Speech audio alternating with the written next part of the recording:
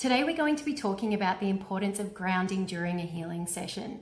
I'm sure most of you would have a friend or know someone who has gone through a really fast spiritual growth process. You yourself may have experienced this, where you can feel yourself growing and evolving, and it's happening really quickly, and you're starving for things that will fuel that growth. You know, you might seek out workshops or change your friend group or go to meditation classes, all of those beautiful, juicy things that fuel your spiritual ascension process. But unfortunately, a lot of the time we can actually forget to remain grounded. And this is a key area in maintaining client equilibrium and stability, and even personal stability when you're going through a spiritual growth process. The reason why grounding is so important in energetic and spiritual healing is because we are earthly beings. I mean, we could say that we're spiritual beings having an earthly experience, and I do believe that to be true. I think first and foremost, humans are spiritual beings put on this earth to evolve personally, to go through a growth process through the act of physical living.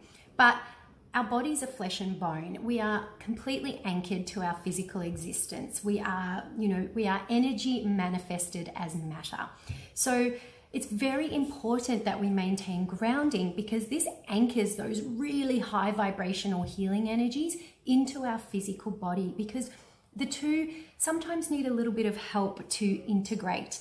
So if we are performing a crystal healing session or a Reiki session or any kind of high vibe spiritual or energetic healing session, and we focus only on the spiritual aspect, and we've got, lots of high vibe crystals around the upper chakras, and we forget to anchor our clients or ourselves if we're doing the healing on ourselves, then afterwards we can find that the client or we feel very ungrounded. This can present in symptoms such as dizziness, headache, feeling a little bit of brain fog, a little lightheaded, and it can take a little bit of time, up to a few hours, to really settle and have those energies integrate into the physical body.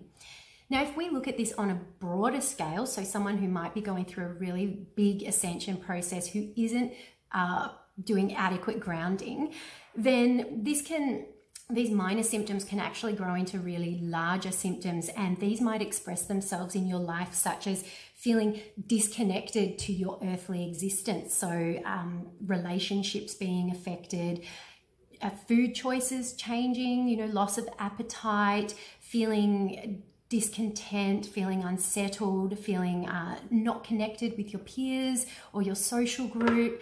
And in worst case scenarios, this type of disconnection and ungrounding can actually lead to depression, anxiety, and just overall ill mental health, and ultimately a spiritual crisis, which in the olden days was called like a mental breakdown. But nowadays we look at it more holistically, and it can actually be a spiritual or identity crisis. So grounding is extremely important as a crystal therapist, but any energy healing practitioner. We need to make sure our clients remain grounded throughout the session. So today I'm going to be talking about my 3 favorite crystals that I use in a crystal healing session for grounding. So I like to think of the metaphor as people being like helium-filled balloons. So the aspect, there's a part of us that is very light-filled, which is the helium-filled balloon part, which is always striving upwards. We're always striving for that personal and spiritual growth and pulling ourselves upwards towards that ascension process. But then there's a part of us which could be considered the string, which is anchored firmly onto the ground. So picture a balloon, the string's tied to a rock on the ground, and it's floating up. And this really represents beautifully those 2 key gateways into the human being, which is the spiritual gateway and the earthly gateway. Now, if we don't keep our clients grounded during a healing session, you may as well just be snipping that string and watching the balloon float away, which is not a balanced approach to the session. Now, the first crystal that we're going to be looking at is actually more of a stone rather than a crystal, and it's hematite. Here's a couple of pieces for you to look at. Hematite can be identified by its silvery black surface and its appearance, but more importantly is its weight. It's extremely dense, and it's one of the densest common crystals that you might find in a crystal supply shop or metaphysical store. Now, the beauty about hematite is it's actually naturally magnetic. You might have seen hematite bracelets that they've been activated, their magnetic properties have been activated. So hematite is naturally magnetic, which means it pulls energies down. So it's a fantastic grounding stone.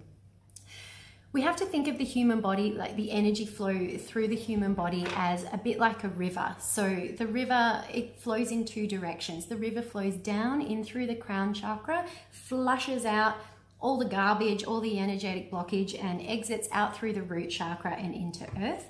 And then we also have a river of energy that flows upwards through the body. It comes up through the earth, through the root chakra, and up towards the crown. Now, the way we work with this natural energy flow in the body is when we're grounding and cleansing and we're wanting to draw the energies earthwards, then we place the stones on the root chakra or the earth star chakra. Now, the root chakra is located at the perineum, so in the genital area, and then the earth star chakra is located just below the feet. But if you're working on a healing table, you can actually place the stone between the client's feet. Hematite is a stone that I would use for someone who is really high vibe, so someone that's very active. So I'm thinking people with ADHD, people who are really high energy and bubbly and happy and joyful. We certainly don't want to dull their shine, but during a healing session we might want to just kind of calm them, chill them out, draw their energies earthwards a little bit so they can take a deep breath and relax for a few minutes. So hematite's really good for that type of a person and that type of a healing session.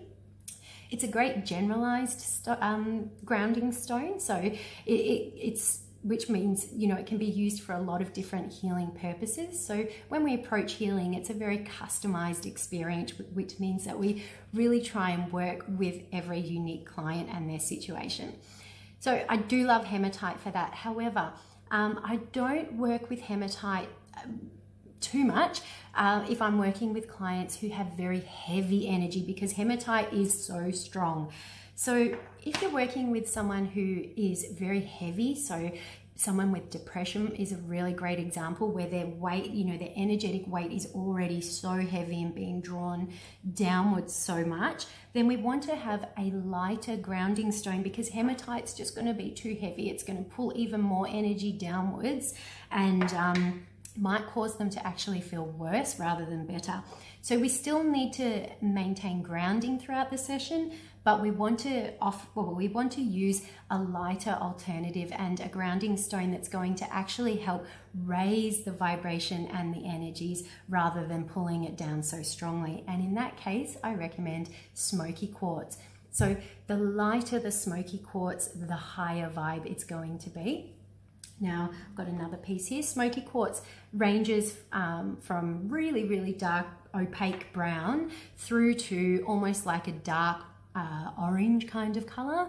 Not orange, but like a burnt orangey brown color through to quite transparent like this piece here. Now, smoky quartz is a wonderful grounding stone for people who do need grounding through the session, but their energy is very heavy. So think about people with depression, people who have had a really, really bad day. They might not have depression, but they're just feeling really crap and they just need a lift for the day and that boost of energy. People that have naturally really low energy anyway. And it's also very protective. So people who are emotionally fragile could really benefit from smoky quartz as a grounding stone, because it helps put up a barrier between the person and the outside world, not only physically in terms of filtering electromagnetic pollution, but also energetically and spiritually. So helping to repel negative projections from others and keeping the person more spiritually, emotionally, and mentally intact. So that's when I'd use smoky quartz as a grounding stone. Now the next stone I'm going to look at is obsidian. So this is just a little obsidian arrowhead shape, and I've got snowflake obsidian here, called that because of its the patterns on the stone. So obsidian's also a very protective stone. In fact, it could be, along with black tourmaline, one of the most protective grounding stones. So I would use obsidian or black tourmaline in a client or in a healing that's really focused on protection as well as facing one's fears. So any kind of session that might be bringing up scary thoughts, scary feelings, somebody who might feel that they've been under attack emotionally, mentally, you know, perhaps they're getting bullied at work, something like that. So that's where I would use obsidian. It's certainly not as heavy as hematite, so it's a really good mid-range option because it's not as light as smoky quartz either. And finally, this is my favorite grounding stone. Anyone who's done any of my courses and workshops is probably tired of me banging on about this stone, but it is such a miracle stone and it is so rarely used in crystal healing. I'm the only therapist I've encountered that just loves it so much, and that is Orthoceras. This is a really huge piece. It's my favorite. You would most commonly see it in a size like this. Now, Orthoceras, this pattern here, what it is, it's actually a prehistoric relative of the squid. So it's about a 400 million year old fossil. Now, any fossil is going to be very grounding and suitable to use at the earth chakra or the root chakra. The reason is because fossils are, well, one, they're from the earth, you know, they've been buried in the earth for millions, sometimes even billions of years. So they carry that really ancient earth energy with them, which is why I love Orthoceras as a grounding stone. But more so what I love about this stone is it's so good for so many other things. So I try and choose pieces. Sorry, I just flashed you the rude finger.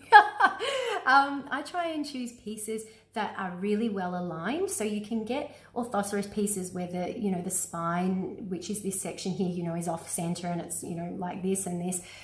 I try and find it as symmetrical as possible. Actually, you can see on the back there, you know, some smaller specimens there. And this was a nice large one. So I try and get one that's as centered as possible because this is the spine, this is the actual fossilized spine bones of a prehistoric animal. Energetically, this carries alignment energy. So the more aligned the piece is physically within the stone, then the stronger the alignment energy is going to be.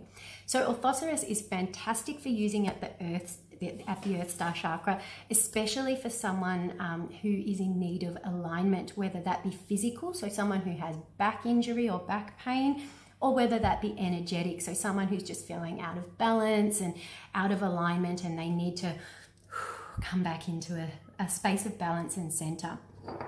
The other thing Orthoceras is absolutely amazing for is, if you think about it, I'm actually holding something that was a living thing in my hand here. This is the remains of what was once a living animal. How amazing is that? It has been preserved like this for millions and millions of years. So energetically, Orthoceras teaches us to accept death and transition in life that it might be beyond our control, because how many of us are afraid of, you know, death, whether that be the end of a relationship, the physical death of a loved one. Some people fear death for themselves. Some people are very afraid of death. And any other kind of transition that might be beyond our control. Aging, for example. So Orthoceras actually shows us that death is not final. It's just a transition from one form into another. And this squid is not energetically dead. It's still in existence. It's still here, and its energy is still a living entity. Energy never dies. Energy just transforms from one state to another. So I love that about Orthoceras, because it can teach us to accept things beyond our control, but it also helps us to heal the past, because this is our whole human evolution in one stone. This is a prehistoric animal that has evolved so many times into, you know, what we know as a modern day animal. And that represents our human journey and our evolutionary journey. So Orthosauros is also wonderful for working on the past, healing the past, connecting with our ancestors, connecting with ancient wisdom and our whole earthly evolution, our whole origins. It takes us all the way back through eons of time to connect us with the wisdom that once was, which makes this, for me, probably my #1 favorite grounding stone. So how do we work with these grounding stones? It's very simple. Before you start a healing session on a client, or if you're doing a meditation for yourself, or if you're working on a partner at home, simply place your grounding stone between the feet. You can also choose 2 grounding stones and place them just under each Achilles tendon or beneath the heels. And that's going to provide grounding for your friend, yourself, your client from the start right up until the end. And make sure the grounding stone is the first stone you place on if you're working with crystals and the last stone that you remove. And this will just help keep you anchored and will stop you being that helium balloon whose string has been cut, and it will stop you from just floating away and having that feeling of ungroundedness after the session.